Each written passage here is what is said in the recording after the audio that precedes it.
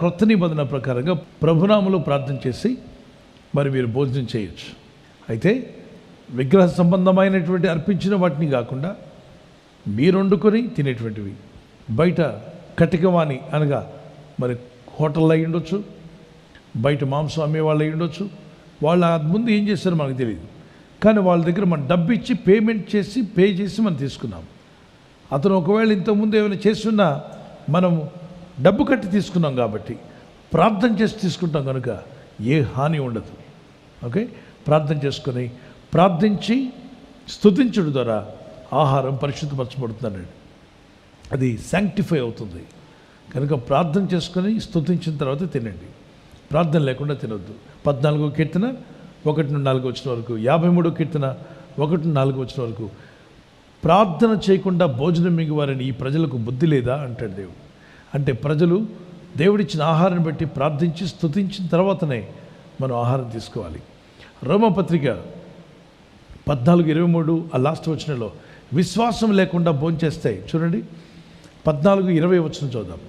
భోజనం నిమిత్తము దేవుని పనిని పాడు చేయకుడి. మరొకసారి చదవండి.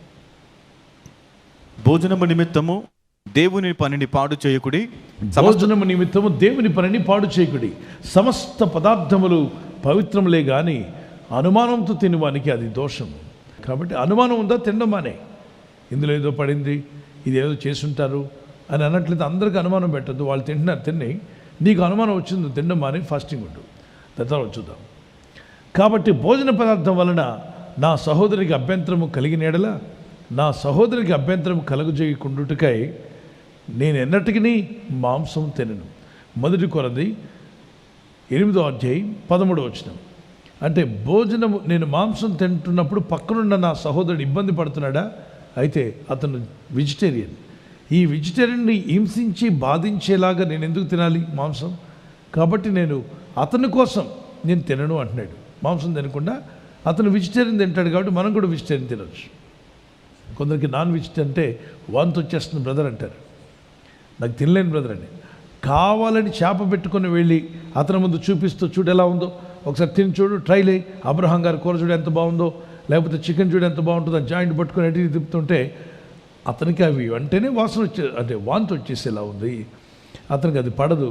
కాబట్టి అపోజిట్ పౌలు ఏమన్నాడంటే మన తిండి కన్నా కూడా మన సహోదరుడి యొక్క ఆత్మరక్షణ ముఖ్యమైనది కనుక అతను అభ్యంతరపడి దేవుని సన్నిధికి దూరం కాకున్నట్లు అతని నిమిత్తమైన ఆ రోజు వెజిటేరియన్గా మారిపోదాం ఆ రోజు అని చెప్పి అంటాడు. అంటే అక్కడ ఒక భోజనం నిమిత్తం ఒక వ్యక్తిని నేను పోగొట్టుకోను. భోజనం అలవాటైనా మార్చుకుంటాను, కానీ ఆత్మను మాత్రం రక్షణలోకి రావాలి. అది మన జీవితం, అలా ఉండాలి మనం. దానియేలు ఏమన్నాడు? రాజుగారి ఇంట్లో నుండి వచ్చినటువంటి అవన్నీ కూడా అది వేరే వాళ్ళకి అర్పించి తీసుకొచ్చారు కనుక అట్టి ఆహారం నాకు వద్దు. మేము మాంసాహారులమే, మాకు మాంసం అంటే చాలా ఇష్టం, కానీ మేము తినము. ఎందుకని? అది ఎక్కడో అర్పితమై వేరే దానికి అర్పించి తీసుకొస్తున్నారు. అలాంటిది మాకు వద్దు. మాకు వెజిటేబుల్ పెట్టినా పర్లేదు, పప్పు దినుసులు వెజిటేరియన్ ఇవ్వండి. 10 రోజులు చెక్ చేయండి మమ్మల్ని, మా ఆరోగ్యం ఎలా ఉంటుందో.